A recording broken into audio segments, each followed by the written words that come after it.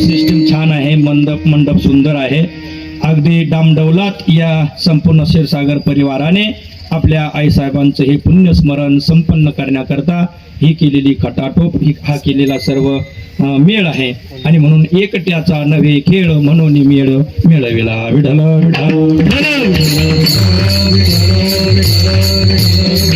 आईसाहेबांना त्या ठिकाणी श्राद्धाच्या निमित्ताने पिंडदान तर्पण विधी संपूर्ण झालेला आहे. त्यांच्या निमित्ताने केलेला पिंडदानाचा नैवेद्य वगैरे सर्व अर्पणही झालेला आहे. आता त्या ठिकाणी कर्मसेवा ही परिपूर्ण झाली. पण कोणतीही कलियुगामध्ये कर्मसाधना ही अपूर्ण राहण्याची शक्यता असते. कारण पिंडदान तर्पण हे सर्व कर्म विधी आहेत, कर्माचे अंग आहेत. आता कलियुगामध्ये भगवत भक्ती आणि कीर्तन सोडून इतर साधनं ही अपूर्ण सांगितलेली आहेत. कारण त्या त्या युगामध्ये त्या त्या साधनेला किंमत असते. मग आता त्यापैकी असलेलं हे कर्मसाधना, ही कर्मसाधना सतयुगामध्ये त्या ठिकाणी काय होती, प्रतिफल देणारी होती. पण या कलियुगामध्ये ती आहे, फल देणारी नाही असं नाही, पण कर्माची गती गहन अशा स्वरूपाची. तशा प्रकारचं कर्म जर आपल्याकडून घडलं नाही, यथाविधी कर्म घडलं नाही, तर त्याचा असणारा दोष त्या यजमानाला लागतो आणि परिणामी यजमानाला लागलेला दोष तो पतनाला कारण ठरतो. विठ्ठल विठ्ठल.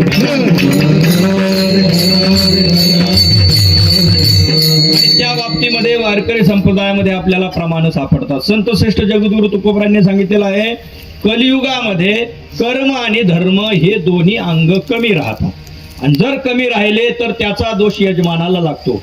कर्म धर्म नव्हती सांग, उन्या अंगे पतन. कमी उन्या अंगे पतन. कुणाचं ज्याने आयोजन केलं त्याचं त्या ठिकाणी अधःपतन होत असतं.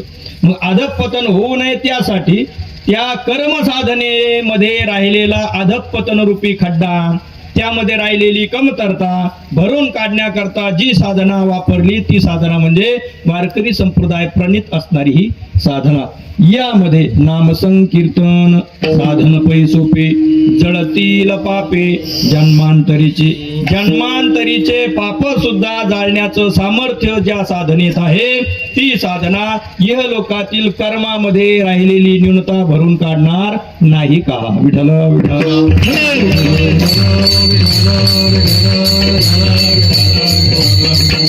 जळती दोषाचे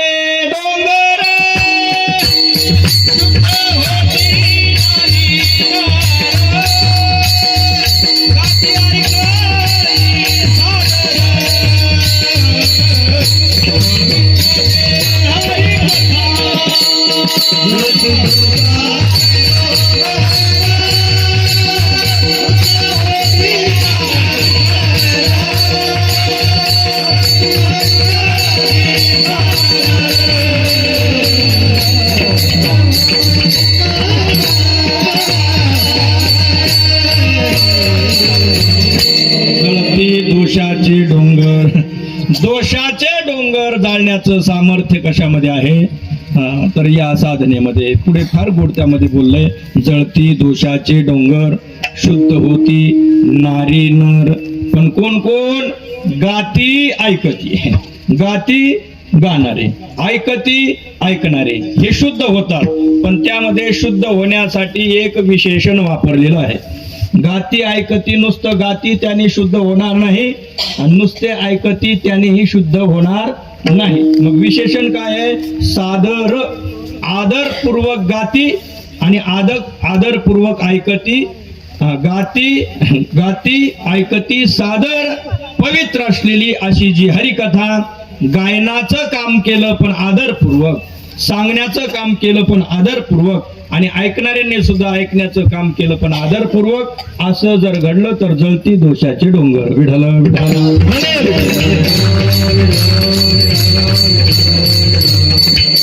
आणि म्हणून दोषाचे डोंगर जळतात. मग कर्मामध्ये राहिलेली अपूर्णता परिपूर्ण होऊ शकत नाही का. ज्ञानोबरांनी नाम साधनेला, नाम संकीर्तन साधनेला फार मोठं महत्व दिलेलं आहे. ज्ञानोबराय म्हणतात, नाम जप यज्ञ तो परम बाधू न शके स्नानादी कर्म नामे पावन धर्म. आणि पुढे अकस्वर्णे दीर्घ म्हणजे धर्म अधिक अधर्म बरोबर धर्माधर्म. म्हणजे धर्म तर पावन असतोच, धर्माला पावन काय करणार, पण अधर्माला सुद्धा पावन करण्याची पावर शक्ती ताकद ज्याच्यात आहे अशी साधना म्हणजे नाम साधना.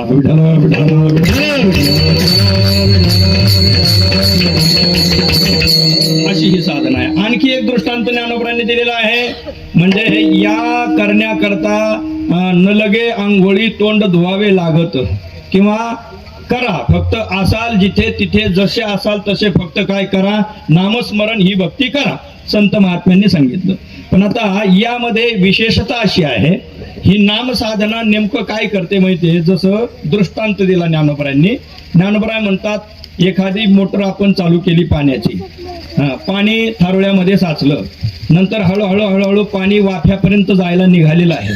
पण त्या पाण्याचा एक स्वभाव असतो, समोर आलेला खड्डा पाहिला की पाणी अगोदर खालारा धावे पाणी, अगोदर खड्ड्याकडे जातं, खड्डा तुडुंब भरल्यानंतरच पाणी पुढे ढळतं.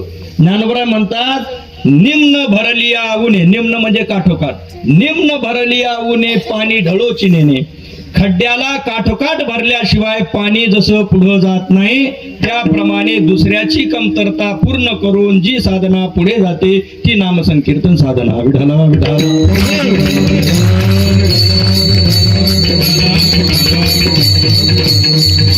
आणि म्हणून कलियुगा माझी करावे कीर्तन, तेने नारायण देईल भेटी, कीर्तन चांग होय अंग हरिरूप.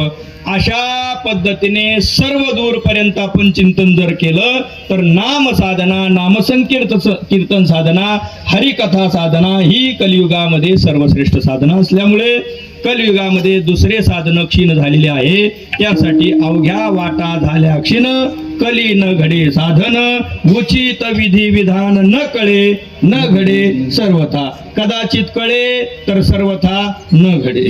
बर कळले घडे पण उचित न कळे, अनुचित कळे पण उचित कळत नाही.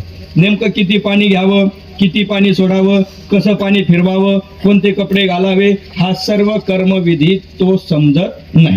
कदाचित समजला तरी तो उचित समजत नाही, उचित समजला तरी तो परिपूर्ण होत नाही, आणि परिपूर्ण झाला तरी तो कळत नाही. विठ्ठला विठ्ठला.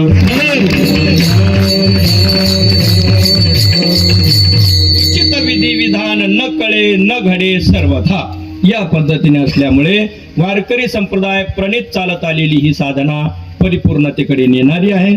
म्हणून देवाच्या मुखारविंदातून मंत्र घोष आपण केला, आईसाहेबांना पिंडदान केलं, त्या ठिकाणी दर्भाची काडी ठेवली, पिंडदान ठेवलं, त्याला तर्जनीने आपण बुक्का वगैरे गंध लावला. जे बोट देवपूजेमध्ये निषिद्ध सांगितलं त्या बोटाचा तिथं उपयोग करून पितरांना तर्पण देत असताना अंगठ्याकडून उलट पाणी फिरवलं. भोजनाला आपण बसतो तेव्हा या बाजूने करंगळीच्या बाजूने असं पाणी फिरवत असतो. बर तर्पणाला जेव्हा बसतात तेव्हा मात्र अंगठ्याकडून पाणी सोडलं जातं. बर देवपूजाला बसल्यानंतर अनामिका किंवा मध्यमेने भगवंताला आपण गंध लावतो, पण स्वतःलाही गंध लावताना अनामिका किंवा मध्यमेने लावतो. पण पिंडाला गंध लावत असताना मात्र तो तर्जनीचा निषिद्ध बोटाचा त्या ठिकाणी उपयोग केला जातो. असा जो सूक्ष्म जो विधी आहे तो विधी आपल्याला कळत नाही, कळला तरी तो घडत नाही, घडला तरी सर्वथा घडत नाही. मग त्यात राहिलेली जी अपूर्णता आहे ती पूर्ण करून भरून काढण्यासाठी ही संपूर्ण बडबड. विठ्ठल विठ्ठल.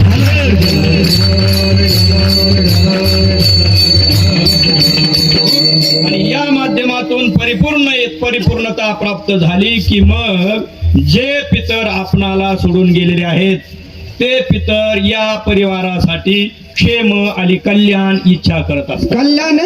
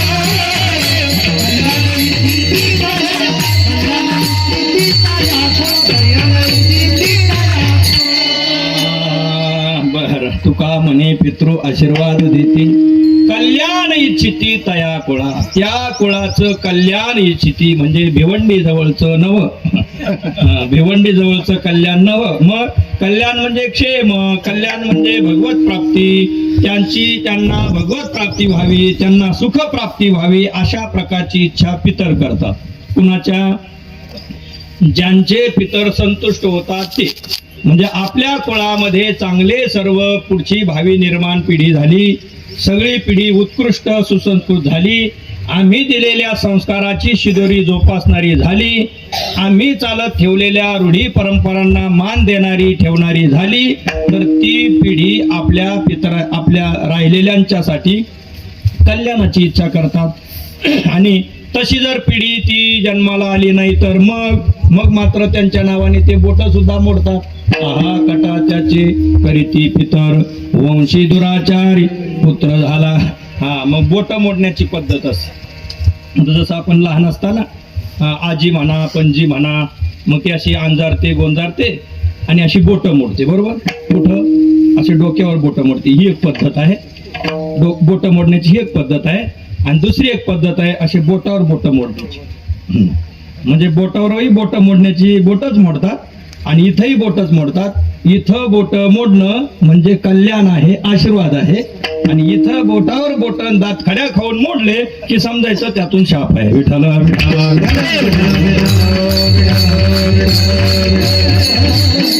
तुकोबरायांनी ते सांगितलं, हा कटा त्याचे करीती पितर, वंशी दुराचार पुत्र झाला.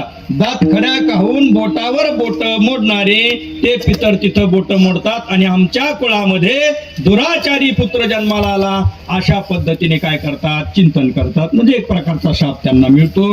अनेक समस्यांना त्यांना सामोरं जावं लागतं वगैरे वगैरे. तो भाग आहे. असो, पण पुत्र शब्दाचा अर्थ असा आहे, पुम नाम नरक आहे.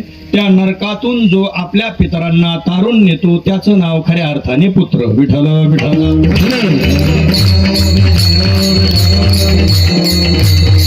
पुत्राची व्याख्या करत असताना नाथबाबांनी फार गोड ओवी वापरली बरं का. नाथबाबांनी भागवतामध्ये पुत्र शब्दाची उत्पत्ती सांगितली. आपण जो पुत्र शब्द म्हणतो सहज कुणालाही सुपुत्रही म्हणतो, पण आपल्या म्हणण्याला किंमत नाही. नाथबाबा काय म्हणतात? नाथबाबांच्या म्हणण्यातून सुपुत्र कोण? नाथबाबा म्हणतात, ज्यांच्या दृष्टीने, ज्या पुत्राच्या दृष्टीने साक्षात जन्म देणारे पिता म्हणजे साक्षात नारायण आहेत आणि जन्म देणारी आई नसून साक्षात लक्ष्मी आहे, अशा प्रकारचा भाव जो ठेवतो तो खऱ्या अर्थाने सत्पुत्र जाण आहे. त्याला सत्पुत्र असं म्हणावं. म्हणजे त्या ठिकाणी सांगितलेलं आहे, पिता स्वयमेव नारायण, माता प्रत्यक्ष लक्ष्मी जाण, ऐसे भावे ज्याचे भजन, सत्पुत्र जाण तूची एक. विठ्ठल विठ्ठल. पिता स्वयमेव नारायण, जन्म देणारे पिता नारायण स्वरूप आहेत, विष्णू स्वरूप आहेत.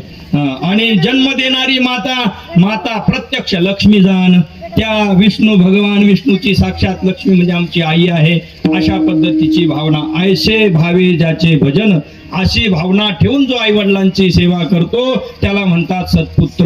विठ्ठल विठ्ठल.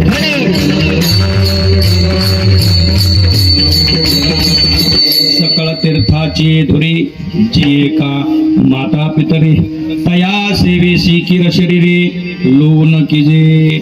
त्या शरीराला त्यांच्या सेवेसाठी खर्च करणं, त्या ठिकाणी तो कोण आहे? पुत्र आहे. नाही तर मग तरी घरी माता पितरा, धड बोली नाही संसारा, येर विश्वभरी आदरा, मूर्खो जायसा. संपूर्ण विश्वाचा आदर करतो. गावात एखादा पुढारी आला तर त्याला फटाके वाजून आतिषबाजी करून पाय घड्या टाकण्याकरता जातो, पण घराच्या कोण्यात बसलेल्या आई वडिलांकडे असा तिरकी नजर सुद्धा करून पाहत नाही. पाहणं बोलणं बाकीच्या सर्व गोष्टी करत नाही. तरी घरी माता पितरा, धड बोली नाही संसारा, आणि दुसऱ्यांचा आदर करत फिरतो. येर विश्वभरी आदरा. त्यांच्या करता ज्ञानोबरांनी रागावून सांगितलं. रागावून काय? येर विश्वभरी आदरा, मूर्ख जायचा.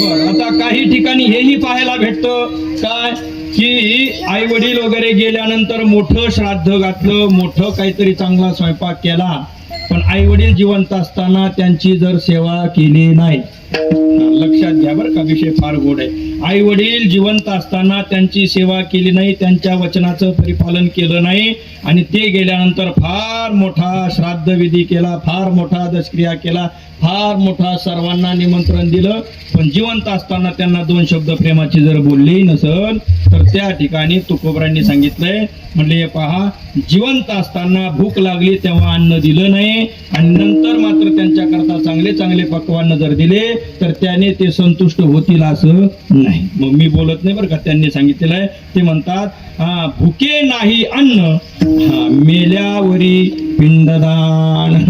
भूक लागली तेव्हा अन्न दिलं नाही आणि मेल्यानंतर पिंडदानासारखं अन्न केलं आणि चांगले चांगले पदार्थ केले आणि त्या माध्यमातून ज्यांच्या करता केले ते आता खायला नाही. मग कोण खातं? केले आपणची जीवी. विठ्ठला विठ्ठला.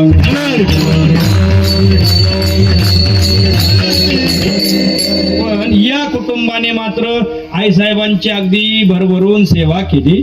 पण काय झालं, अर्ध्यावरतीच एक तऱ्हेने संपूर्ण प्रपंचाची जबाबदारी घेणारी ही माता, सर्वांना प्रेमाने आशीर्वाद देणारी ही माता अचानकच काळाने घाला घातला. पहाटे पहाटे त्यांचं देहावसान झालं. थोडीशी 1-2 दिवस फक्त तब्येत अशी बिघडल्यासारखी फक्त झाली. सामान्य आजार म्हणून दवाखाना वगैरे चालू होतात, पण तेवढं दुखणं मोठं आहे असं परिवाराला सुद्धा समजलं नाही आणि एकदम आनंदात त्या होत्या. आणि अचानकच त्यांच्या वरती तो काळाचा घाला आला आणि काळाचा घाला जेव्हा येतो तेव्हा सर्वांना जावंच लागतं. प्रत्येकाची वेळ ही निश्चित ठरलेली असते. आपण म्हणतो याने गेले त्याने गेले, ते फक्त निमित्त आहे, पण जाणं मात्र निश्चित असतं. विठ्ठला विठ्ठला. येत गुरु नाही आले अवतार, येरते पामर जीव किती. तुम्ही आम्ही सामान्य जीव आहोत. जेव्हा ज्या दिवशी ज्या काळाला ज्या वेळेला आपलं ठरलेलं आहे त्या वेळेला त्या काळाला त्या निमित्ताने जावं लागतं. आणि ज्या दिवशी ती वेळ आलेली नसते त्या दिवशी मोठं संकट जरी आलं तरी त्यातूनही माणसं वाचतात. आमच्याकडे एक खेडले परमानंद म्हणून गाव आहे. 70-80 फूट विहीर खोदलेली, खडक पूर्ण खडकाची विहीर, कोरडी विहीर. आणि मध्यंतरी काम चालू आहे म्हणून ते कामगार मंडळीने एक ड्रम तिथं पिण्याच्या पाण्याचा ठेवलेला होता मध्यंतरी. असं वरून एक मुलगा असा खेळत आला, एक 12-13 वर्षाचा मुलगा खेळत आला आणि त्या विहिरीमध्ये पडला. पण बरोबर त्या ड्रम वरती जाऊन पडला आणि तिथं खाली जाऊन तो ड्रम वाजवत बसला. जो पडला त्याला चिंताच नाही, तो तिथं जाऊन ड्रम वाजत बसला. त्याचे शेजारी मुलं ज्यावेळेस खेळण्याकरता आलेले पाहतात, मग त्यांनी पाहिलं राजू तर खाली पडलाय. मग त्यांनी आरडाओरडा केला, त्याला काढण्यात आलं. तो हसत वर आला. जोपर्यंत भरलेलं नाही तोपर्यंत देव तारी त्याला. देवाने तारलेला असल्यानंतर ज्याची वेळ त्या ठिकाणी आलेली नाही त्याला तिथं बचाव असतो, पण ज्याची वेळ जिथं येते त्याला फार काही निमित्त लागत नाही. अर्धा घास खाली अर्धा घास वर असताना, सावध असताना सुद्धा वेळ संपल्यानंतर जावं लागतं. विठ्ठला विठ्ठला.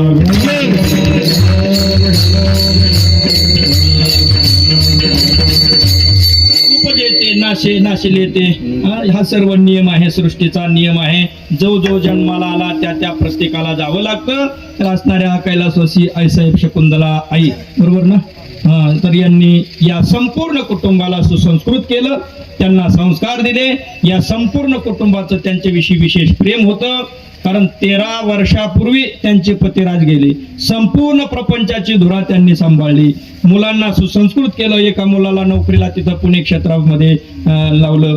या पद्धतीने एक मुलगा घरी आहे. हे संपूर्ण कुटुंबाची सुसंस्कृत आहे आणि त्याच कुटुंबाची एक शाखा आमच्या गोनेगाव परिसरामध्ये असल्यामुळे आमच्या वाट्याला आलेली ही सेवा आहे. विठ्ठला विठ्ठला.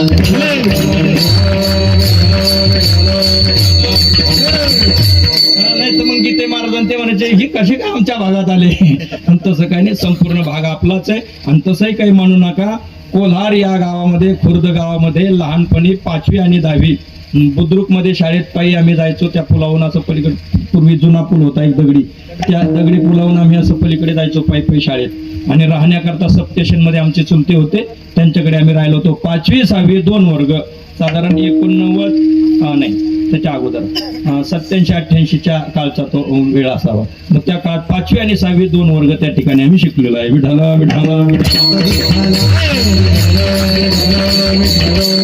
कोणत्या ना कोणत्या अवच्छेदकाने ही सेवा आमच्याकडे येणं अपेक्षित होती, ती बरोबर आलेली आहे.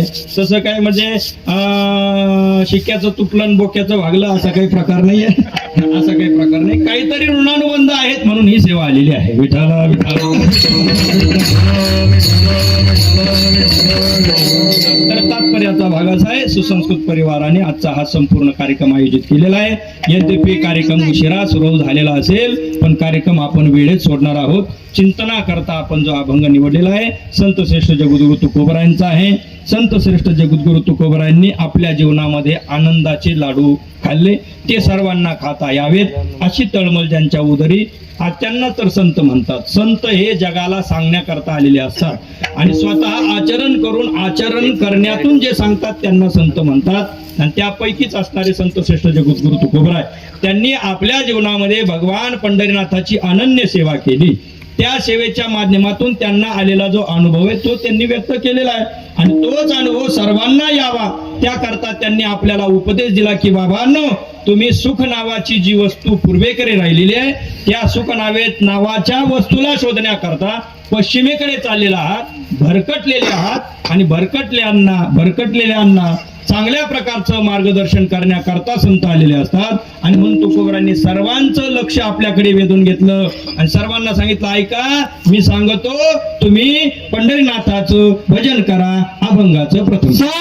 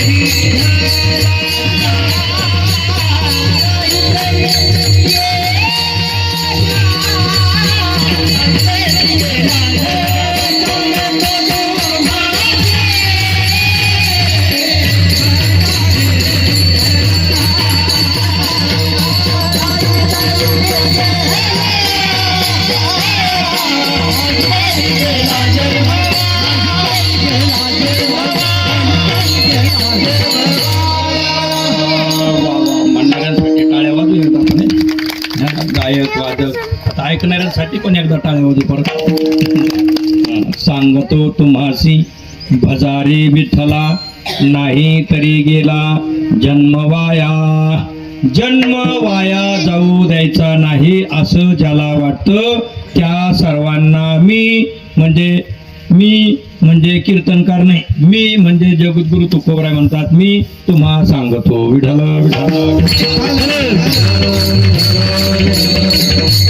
सांगतो तुम्हासी, ज्यांना ज्यांना ऐकू येतं त्या सर्वांना सांगतो. म्हणजे ऐकू येतं म्हणजे ऐकू येत नाही असं नाही. आपण नाही की एखाद्याला सांगतो म्हणजे महाराज हे पोरगणं ऐकतच नाही कोणाच, म्हणजे ऐकत नाही म्हणजे म्हणलं त्याला मग ऐकायला येत नाही का? मग स्पेशलिस्ट एखादा कानाचा डॉक्टर असेल त्याच्याकडे न्यायचं का? म्हणजे नाही, त्याला ऐकायला येतं पण तो ऐकत नाही. म्हणजे ऐकायला येऊनही तो ऐकत नाही, म्हणजे न ऐकणं म्हणजे नेमकं काय? ऐकूनही जो तसं वागत नाही त्याला म्हणतात ऐकत नाही. विठाला विठाला विठाला आणि तसाच अनुभव जगद्गुरु तुकोबारांना सुद्धा आला. बर, तसाच अनुभव आला. कारण किती सांगू तरी पुढे शब्द फार भयानक आहे. ना ऐकती पुढचा तुम्ही म्हणा. किती सांगू तरी ना ऐकती, ऐकतच नाही. याचा अर्थ ऐकू येत नाही का? वाजत असे बोंब कोणी ना ऐकती कानी, हरी हरी न म्हणती तया थोर झाली हानी. विठाला विठाला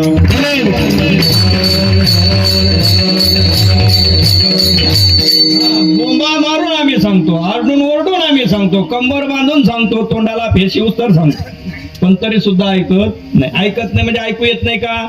ऐकू येत पण तरी सुद्धा ऐकत नाही. याचा अर्थ त्याचं ऐकण्याकडे काय नाही, लक्ष नाही. ऐकण्याकडे लक्ष नाही. जो तो आपल्या आपल्या छंदामध्ये, आपल्या आपल्या नादामध्ये, आपल्या आपल्या ज्या ज्या गोष्टीला महत्व त्याने मांडलं त्या त्या महत्वाच्या गोष्टीमध्ये तो अडकलेला आहे. चला ना वारीला, नाही नाही यावेळेस नको. म्हणजे का बरं?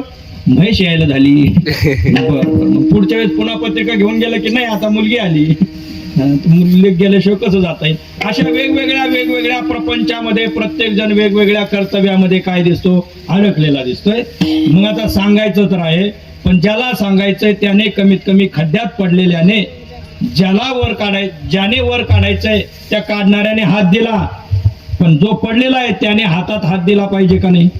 दिला पाहिजे का नाही? तर त्या खड्ड्यात पडणाऱ्याला आपण वर काढू शकतो. आणि म्हणून तुकोबारांनी त्यांना सावध केलं. सांगतो, अरे बाबांनो मी सांगत आहे, माझ्याकडे लक्ष द्या. सांगतो तुम्हाशी, काय करा? भजन करा. कुणाचं? भगवंताचं, पंढरीनाथाचं भजन करा. सांगतो तुम्हाशी भजारे विठ्ठला, पंढरीनाथाचं भजन करा. जर केलं तर काहीतरी कमवलं, नाहीतर मग वाया गेलं. आता वाया जाणं म्हणजे काय? माता भगिनींना चांगला अनुभव आहे. गाईचं धारोष्ण दूध काढून दिलं, व्यवस्थित गाळून पातल्यामध्ये गॅसवर म्हणा, चुलीवर म्हणा, शेगडीवर म्हणा, धेपशावर म्हणा, तापण्याकरता ठेवलेला आहे. आणि ते दुधाचा नियम आहे, ज्याने तापवायला ठेवलं, जिने तापवायला ठेवलं तिने तिथून बाजूला जायचं. आणि जर ते दूध तापवायला ठेवून ती माऊली बाजूला गेली आणि मग तोपर्यंत बाहेरचं घरकाम, नंतर अंगणातलं घरकाम, मग हळूहळू बाहेर शेणकूर, तिकडंच उकंड्यावर काम चालू आहे, तोपर्यंत दूध तापल्या जातं आणि ती आत्महत्या करतो. आणि बाहेर करपलेला वास आला की मग ते पळपळ धावपळ बटन बंद केलं, सगळं केलं, फुफू आता काय फुफू, आता गेलं वाया ते. मग म्हटले जाऊ द्या, कृष्णार्पण म्हणजे आता जळून गेल्यावर विठाला विठाला एवढा जगाचा संपूर्ण जगाचा नायक, संपूर्ण जगाला उत्पन्न करणारा, लक्ष्मी आयशी दयाची दाशी, एवढा श्रीमंत असणारा, पण तो तुमच्या दुधाने, करपलेल्या दुधाने तो तृप्त होतो का? त्याने सुद्धा तो तृप्त होतो नाही असं नाही बरं का, त्याने सुद्धा होतो. म्हणजे दूध उतू गेल्यानंतर जर तुम्ही कृष्णार्पण म्हटलं, ते सुद्धा परमात्मा घेतो. मग चांगल्या दुधाला जर कृष्णार्पण म्हटलं तर तो घेणार नाही का? विठाला विठाला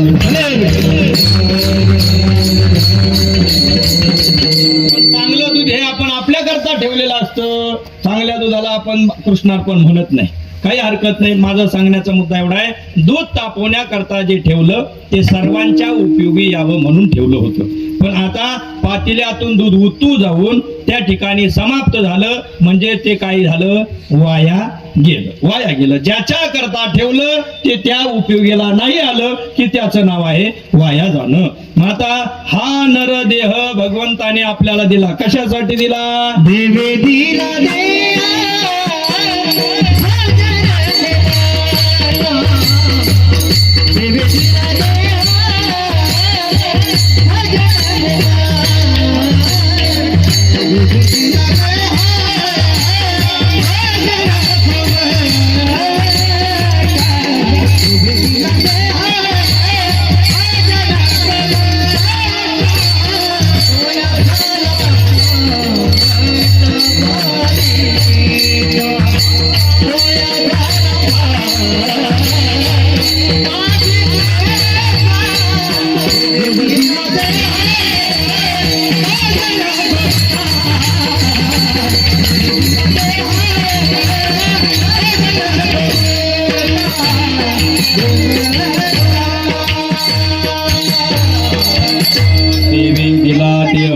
कशासाठी? भजना. आणि कसा दिला? गोमटा. म्हणजे चांगला देह देवाने भजन करण्याकरता दिला, पण तो भजना करता वापरला नाही. जसं आज क्षीरसागर वस्तीवरती कैलासवासी शकुंतला आजींचं श्राद्ध आहे. मग घरून आपण निघालो, पण मध्ये येत असताना रामपूरचा फाटा लागला. आणखी कोणता लागला? छोटे मोठे भरपूर रस्ते लागले, फाटे भरपूर लागले. पण त्या फाट्याला जर लागलो असतो तर कीर्तनाला येऊन पोहोचलो असतो? कीर्तनाला येऊन पोहोचण्याकरता फोन चालू ठेवावा लागला. फोन चालू ठेवावा लागला. आणि ज्यांच्यावर फोन चालू ते पेशंट दवाखान्यामध्ये, तिथून सुद्धा मार्गदर्शन करून का होत नाही, पण बरोबर वस्तीवरती पोहोचलो. त्याच्यात आमचे महाराज गाडी चालवायला, श्रीहरी महाराज. आता श्रीहरी ज्याचा सारथी, भगवानाचा श्रीहरी सारथी. गोड अशी कसर फसर झाली रस्त्याने. विठ्ठला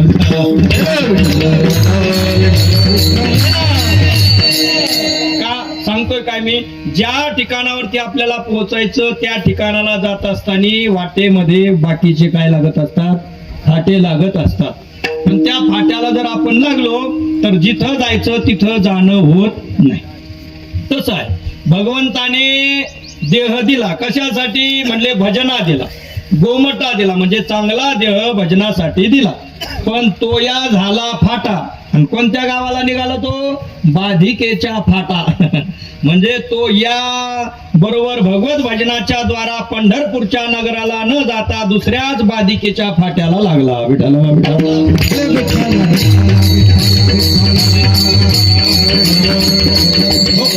म्हणजे जी गोष्ट ज्याच्या करता मिळाली ती गोष्ट, वस्तू, व्यक्ती त्याच कामाकरता आपण काय करावी? खर्च करावी, तर ती कामाला आली.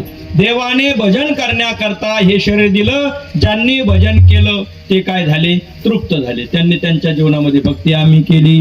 सांडूनी उद्वेग, इच्छा वगैरे, काम, क्रोधादी विकार सर्व सांडून त्यांनी भगवत भक्ती केली आणि ते बरोबर मुक्कामाला पोहोचले. पुढे भक्तीने धरले हाती, मागे ज्ञान वैराग्य धर्म येती, स्थिर केली जियाचं पळे होती, सिद्धी आणून लाविली पंथी गा. या पद्धतीने संतांनी तशी भगवत भक्ती केली, ते आपल्या मुक्कामापर्यंत पोहोचले. तुम्ही आम्हीही पोहोचावं त्यासाठी त्यांनी साधन सांगितलं, भजारे विठ्ठला. म्हणजे तुम्हाला तुमच्या मुक्कामापर्यंत पोहोचायचंय ना, तर मग एक करा, भजन करा. कुणाचं? विठ्ठलाचं भजन करा. म्हणजे भजा म्हणजे नेमका कोणता भजा? कांद्याचा भजा का घोसाळ्याचा भजा का भोपळ्याचा भजा, बटाट्याचा भजा, कोथिंबिरीचा भजा, ओव्याचा भजा का सोड्याचा भजा? कोणता भजा? आम्ही शिबिर घेत असतो, गीते महाराज. शिबिरामध्ये उन्हाळ्याच्या सुट्टीत मुलांना घेऊन येतो. मग त्यांना आम्ही शिकवतो पांडुरंगाष्टक वगैरे. पांडुरंगाष्टक शिकवत असताना महायोगपीठ हे त्या पहिल्या 3 पंक्ती ते एवढे लक्ष देत नाहीत. पण शेवटची पंक्ती आली की परब्रह्मलिंगम भजे. भजे फार जोरात म्हणतात, म्हणजे भजे पांडुरंगम विठ्ठला.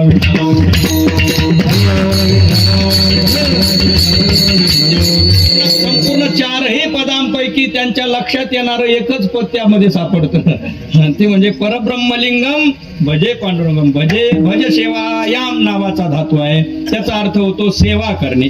कोणत्या शरीराने? एक शरीराने सेवा असते. 3 प्रकारची सेवा आहे पहा.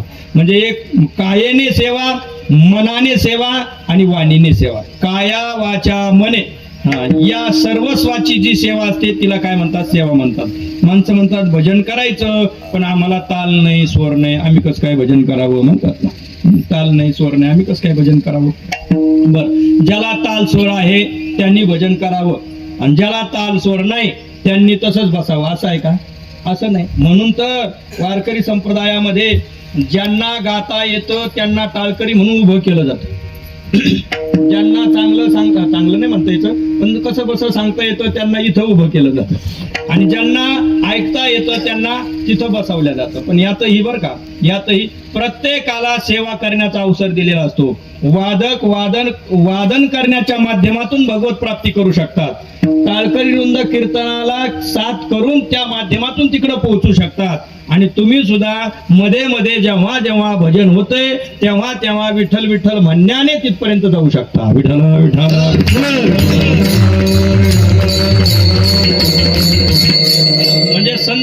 त्यांनी सकळाशी येथे अधिकार जे म्हटलेलं आहे ते कशासाठी? ज्याला गाता येईल त्याने गाण्याच्या माध्यमातून, ज्याला सांगता येईल त्याने सांगण्याच्या माध्यमातून, आणि ज्याला ऐकता येईल त्याने श्रवणाचे मिशे बैसावे येऊनी साम्राज्य भुवनी सुखी नांदे. विठ्ठला विठ्ठला.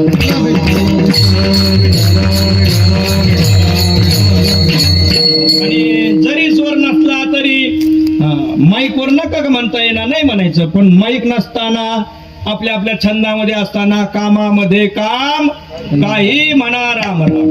मग तुम्ही अंतरुणावर पडलेले असा तिथं म्हणा, रस्त्याने चालत असा तिथं म्हणा, किंवा रानात काम करत असताना, बारे धरत असताना, महिला मंडळी स्वयंपाक करत असताना आपल्या छंदात आपल्या तालात जसं येईल तसं म्हणा.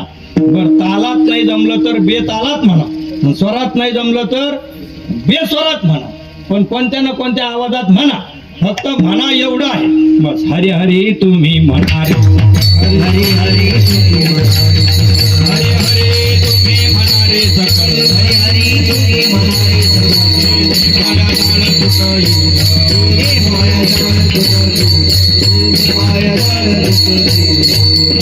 असंच म्हणा असं नाही, फक्त म्हणा एवढाच फक्त आग्रह आहे.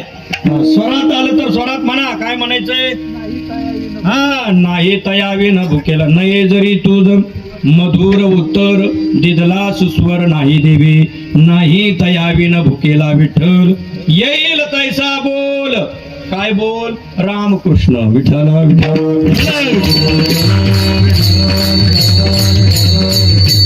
कृष्ण विष्णू हरी गोविंद या नामाचे निकळ प्रबंध, माझी आत्मचर्चा विशद उदंड गात. या पद्धतीने सतत म्हणा. स्वर नसला तर बेस्वरात म्हणा, ताल नसेल तर बेतालात म्हणा, फक्त म्हणा. म्हणणं म्हटल्यानंतर मग तो देह कारणे लागला. नाही भजन केलं तर मग बाकीचं सगळं केलं पण भजन नाही केलं तर तो मनुष्य त्या जन्माला येऊनही सुद्धा काय झाला? वाया गेला. नाही तरी गेला जन्म वाया. दूध उतू गेल्याप्रमाणे आपला जन्म सुद्धा काय गेला? वाया गेला असं म्हणावं लागेल. म्हटले कधी म्हणायचं? कसं काय म्हणणार? प्रपंचाच्या एवढ्या ओढाओढी, एवढ्या सगळी धावपळीमध्ये कधी आपण भजन करणार? पण मग बरोबरी त्याचा हव्यास कुठपर्यंत करणार बाबांनो? अभंगाचं दुसरं करिता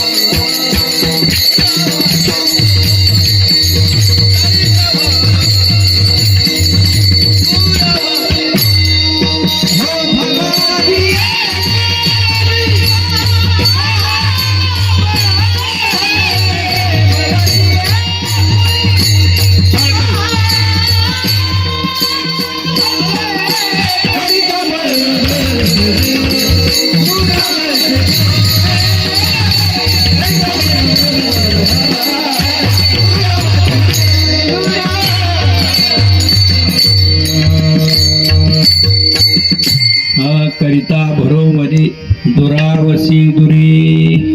भरोवरी करशी भरोवरी.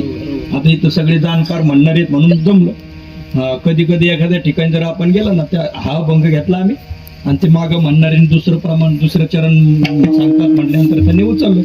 पण आता भावाची एक पुरी वाहावशी आहे का नाही? तुमच्या भावाच्या तुरी वाहवशी म्हटलं भावाच्या तुरी खूप झाल्या आणि त्या वाहून चालल्या भावाने दुसऱ्या भावाच्या तुरी वाहवशी. पण आता इथं सगळी जाणकार असल्यामुळे तो काही विषय नाही. विठाला विठाला भरोवरी. भरोवरी म्हणजे हव्यास वाढवला. हे ते ते ते पुढे चिवकरी लाभणे. आमचे पूजनीय वेदांताचार्य तुकाराम महाराज शास्त्रीजी सांगायचे म्हणजे उंदराचं पिल्लू बिळातून निघालं 10 पोत्यांची थप्पी लावलेली. मग पहिल्या पोत्याला कुरतडलं, 2 दाणे खाल्ले, पुन्हा दुसरं पोतं कुरतडलं, 2 दाणे खाल्ले, तिसरं पोतं, चौथं पोतं, 10 पोते मिळवले. 10 पोत्याचं 10व्या पोत्यालाही करंडलं आणि पुन्हा तोंडाचं वरच करतोय. म्हणजे 10 मजली बिल्डिंग झाली तरी वर्गच काढूनच ठेवतो. विठाला विठाला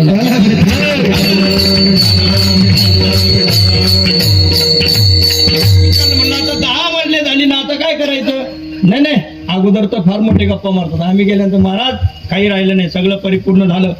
वडिलांनी काही ठेवलं नव्हतं, शून्य होतं. पण पाठ्याने सगळे कष्ट केले, काबाड कष्ट केले.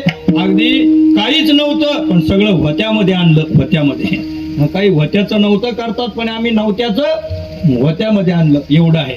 बरं आता काही राहिलं नाही करायचं. मग ते बंगला दाखवत पहिला चढलो, दुसरा चढलो, 10व्या मजल्यावर गेलो. 10व्या मजल्यावर गेल्यानंतर मी पाहिलं ते गज काढलेलेच होते अजून. म्हणलं का हो तुम्ही तर म्हटले आता काहीच राहिलं नाही करायचं. मग 10व्या मजल्यावर आल्यानंतर मी पाहिलं गज तर असेच आहेत. ते म्हणले नाही भविष्यात जर वाटलं तर मग पत्र्याचं का होत नाही, मग टाकून देऊ.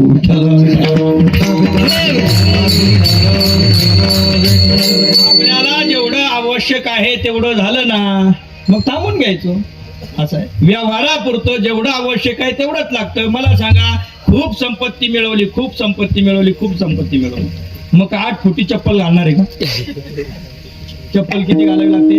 ज्या पायाची आपल्याला आपला पाय जेवढ्या नंबरचा आहे तेवढ्या नंबरची काय लागते, चप्पल लागते. नाही मग फारच पाहिजे मग 8 फुटी चप्पल वापरतो का नाही. कपडा किती पाहिजे तेवढाच, अंगभर तेवढाच कपडा पाहिजे तेवढाच आपण वापरू शकतो. मग पदार्थ किती पाहिजे, अहो मुठभर अन्न जेवढं पोटाची खळगी भरण्याकरता लागतं तेवढं लागतं, बाकी तर तसंच राहत असतं. आता लग्न कार्य वगैरे खूप भरमसाठ पदार्थ केले जातात पण सर्व खाल्लेच जातात का, नाही. त्या ठिकाणी अनेकविध प्रकाराने नासाडी सुद्धा होत असते.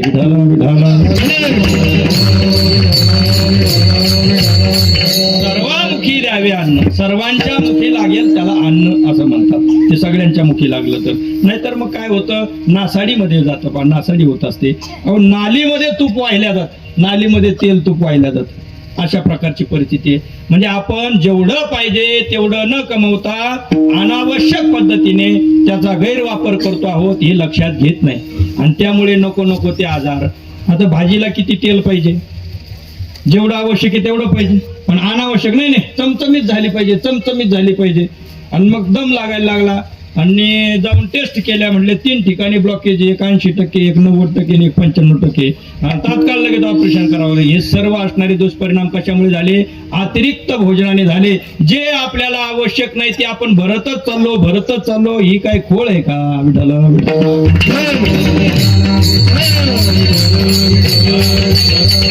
करिता बरोबरी हव्यास आहे फास, ज्याला हव्यास म्हणतात, याला आषाढ भावना म्हणतात.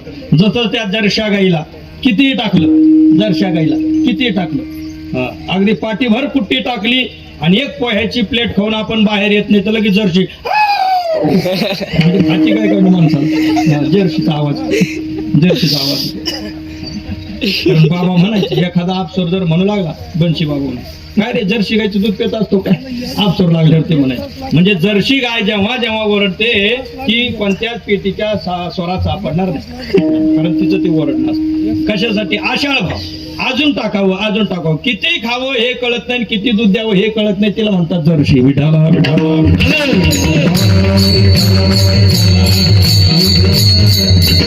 मला सांगण्याचा मुद्दा एवढाच आहे, आषाढ भावना नको. बस अधिक किती असावं, जेवढं आवश्यक आहे तेवढं मिळालं, भगवंताने दिलं, त्यामध्ये काय राहावं, समाधानी राहावं. करिता बरोबरी, पण हव्यास वाढवला. 10 एकराचे 50 एकर, 50 एकराचे 100 एकर, 100 एकराचे 200 एकर, पण त्या सर्वाला कुठेतरी विराम आहे का. अहो एक सांगू का, जो सर्वांना पुरून उरतो त्याचं नाव संसार. म्हणजे आतापर्यंत कोणाला संसार पूर्ण करता आलेला नाही. संसार अपूर्णच राहतो, अपूर्ण राहतो त्याचं नाव संसार आहे. आणि सर्वांना पुरून उरतो त्याचंही नाव संसारच आहे. पण एक सांगू का, परमार्थ मात्र आपल्याला परिपूर्ण करवतो. परमार्थ ही एक अशी वस्तू आहे ती आपल्याला पूर्णता करवते. आणि एक आणखी एक असा आहे, संसार प्रपंच हा झाकून करावा लागतो, पण परमार्थ हा प्रगट होऊन करावा लागतो. विठाला विठाला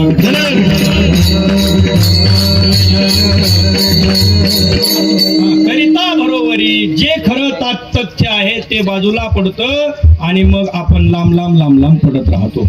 या नर शरीराला प्राप्त केल्यानंतर भगवत प्राप्तीचा उपाय जर केला तर अगदी एकच द्वार भजनाचं आपण उघडलं की भगवंतापर्यंत जाणार असतो. पण भजनाचं द्वार न उघडता बाजूला जर राहिला तर दुरावसी दुरी, मग तू दूर दूर जाशील.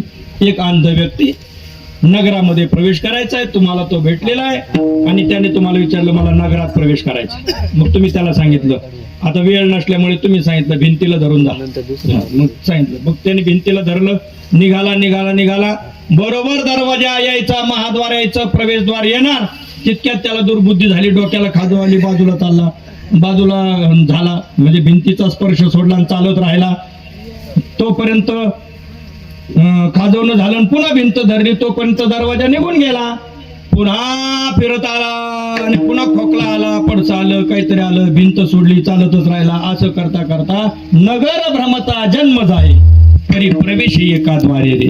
प्रवेश ज्या द्वारातून आहे ते द्वार म्हणजे हे हरिद्वार, हे असणारं नरश्वरी शरीर आहे. या द्वारातूनच आपण भगवत प्राप्ती करू शकतो, अन्यथा दुसरे दार नाहीत. म्हणजे भगवत प्राप्तीच्या अत्यंत जवळ आपण पोहोचलो, पण आपल्या दुर्बुद्धीमुळे या महाद्वारातून तिथपर्यंत प्रवेश करायचं सोडून देऊन, त्याचं भजन करायचं सोडून देऊन जर बाजूला झाला तर दुरावसी दुरी. करिता बरोबरी दुरावसी दुरी. भवाची पुरी वाहावसी. या भवनाम संसाराच्या पुरामध्ये पुन्हा जन्म घेऊन पुन्हा मरणार, पुन्हा मेला म्हणजे पुन्हा जन्म घेणार. आगा कर्मे जे उरावे तै सुख दुःखे फळावे, तया ते भोगावया यावे देहायका. आणि तैसे येण्याची शरीरा येणे सरे किंब होना येर झारे. चिरा पडण्याकरता मिळालेला देह, पण भजन न केल्यामुळे नाही तरी गेला जन्म वाया. म्हणजे ठीक आहे, लक्षात आलं तुकोबराय, तुमचा जो आग्रह आहे तो आमच्या लक्षात आला की जन्म वाया जाऊ न देण्यासाठी आपलं जे कर्तव्य कर्म आहे ते करत राहून, जे चालत आलेलं कर्म आहे ते कर्म करत राहून, पण भगवंताचं भजन आम्ही करू. पण देवाला काहीतरी द्यावं लागेल का नाही? देवाला काहीतरी दिल्याशिवाय देव प्रसन्न होईल का? तुकोबराने सांगितलं, शपथ घेऊन सांगतो, काही त्याला लागत नाही, फक्त भाव लागतो.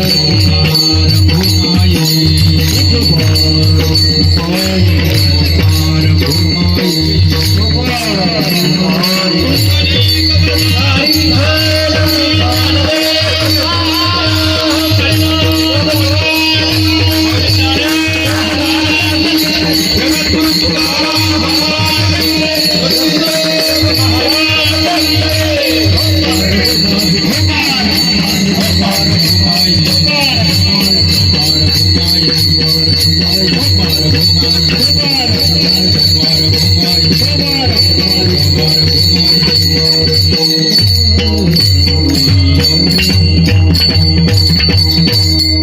न लगे एक भावची कारण तुका म्हण्यान विठोबाची जगद्गुरु तुकोबराय. या अभंगाच्या शेवटच्या चरणातून भगवान पंढरीनाथाची शपथ खात आहेत की बाबांनो, भगवंताला काही लागत नाही. आणि शपथ खात असताना ज्याची निवड केली जाते नेहमी आपल्या शत्रूची शपथ घेऊन चालत नाही, मित्राची घेऊन चालत नाही. मग कोणाची घ्यावी लागते? शपथ घेत असताना अत्यंत प्रिय, अत्यंत आदरणीय, अत्यंत श्रद्धेय जी वस्तू, व्यक्ती, पदार्थ असतो त्याची काय घ्यावी लागते? तर ती समोरच्याला खरी वाटते. संतांनी आईची शपथ घेतली नाही, संतांनी बापाची शपथ घेतली नाही, संतांनी दुसऱ्या कोणाची शपथ घेतली नाही. जगद्गुरु तुकोबरांनी पंढरीनाथाची शपथ घेतली. त्याचं कारण आहे बहु आवडसी जीवा.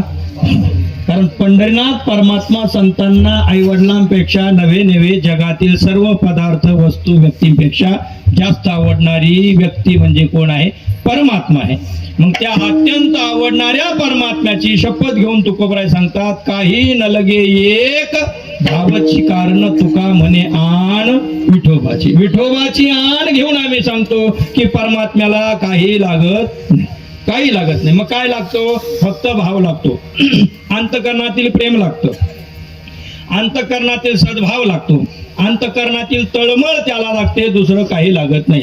कारण भावाचंच फक्त एक असं बळ आहे की ते बळ देवाला छोट करतं. भाव बळे आकळे येरवी नाकळे. भावाचंच बळ फक्त त्याला आकळू शकतं, दुसऱ्या बळाने तो आकळला जात नाही. आणि कसा आकळतो? ज्ञानोबराय म्हणतात, करतळी आवळे तैसा आहे. जो हरी सर्वत्र भरलेला आहे, जो हरी आपल्याला दिसत नाही, तो हरी तळ हातावरती आवळा ठेवल्याप्रमाणे स्पष्ट दिसतो. कशाने? भावाने. बरं, स्पष्ट दिसतो. त्यातही थोडीशी उणीव आहे. कशात? तळ हातावर ठेवलेल्या आवळा दिसण्यामध्ये थोडीशी उणीव आहे. काय उणीव आहे?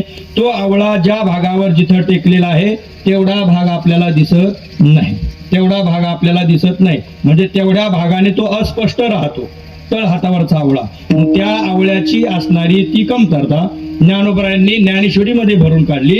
ज्ञानोबराय म्हणतात, कर तळावरी वाटोळा डोलतू दिसतो जैसा आवळा.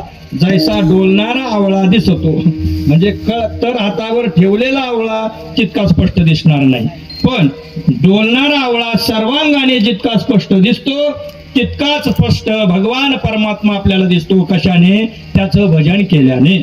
असं आहे, करतळी आवळे तैसा हरी. पण कशाने? भावपूर्वक अंतःकरणाने भगवंताचं भजन केलं तर परमात्मा तितका स्पष्ट होत असतो. म्हणून तुम्हा आम्हा सर्वांच्या जीवनामध्ये भगवत भजन हे आवश्यक आहे.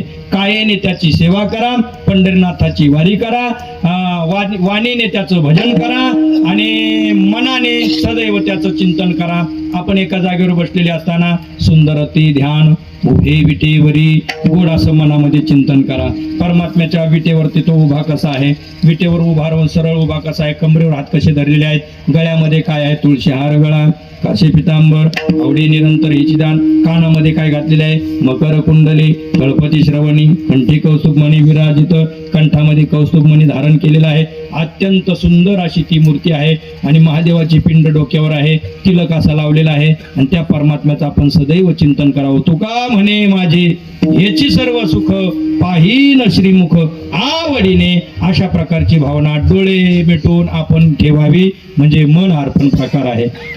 कायेने त्याची वारी करणं ही कायेची सेवा आहे आणि वाणीने त्याचं सतत विठ्ठल विठ्ठल, कृष्ण कृष्ण, जय कृष्ण, रामकृष्ण हरी, विठ्ठल केशवा, जो मंत्र आवडेल तो मंत्र वाणीने जपत राहणं ही वाचिक सेवा आहे. या 3 प्रकारच्या सेवेंना भावाची जोड दिली की तो पंढरीनाथ परमात्मा प्रसन्न होऊन आपली इहलोकीची यात्रा काय करतो, सफल करतो. गोडासा हा अभंग आहे. काहीच चिंतन, धावतं चिंतन आपण अभंगावरती पाहिलेलं आहे. यद्यपि सेवा उशिरा सुरू झालेली असेल पण सेवा वेळेत संपणार होती, म्हणून झालेली सेवा भगवंताच्या चरणारविंद या ठिकाणी समर्पित करूया. कैलासवासी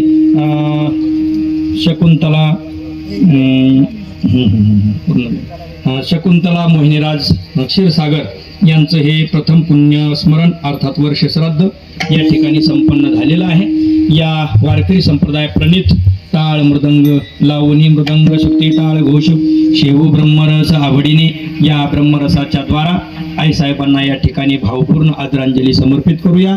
समस्त उपस्थित क्षीरसागर परिवारांचे सर्व आप्तेष्ट पाहुणे नातेवाईक मंडळी भाविक मंडळी त्याचप्रमाणे वारकरी संप्रदायातील कार्य करणारी ही कोल्हार खुर्द आदी करून पंचक्रोशीतील सर्व असणारी बहिणी मंडळ आणि आमचे गुरुबंधू मंडळी गायनाचार्य वादनाचार्य या ठिकाणी उपस्थित राहिले. आदरणीय मगर बाबा श्री हरी महाराज ही सर्व मंडळी उपस्थित राहिले. या सर्वांच्या समवेत आईसाहेबांना भावपूर्ण श्रद्धांजली या ठिकाणी समर्पित करून सेवेला या ठिकाणी थांबवतो. ज्ञानेश्वर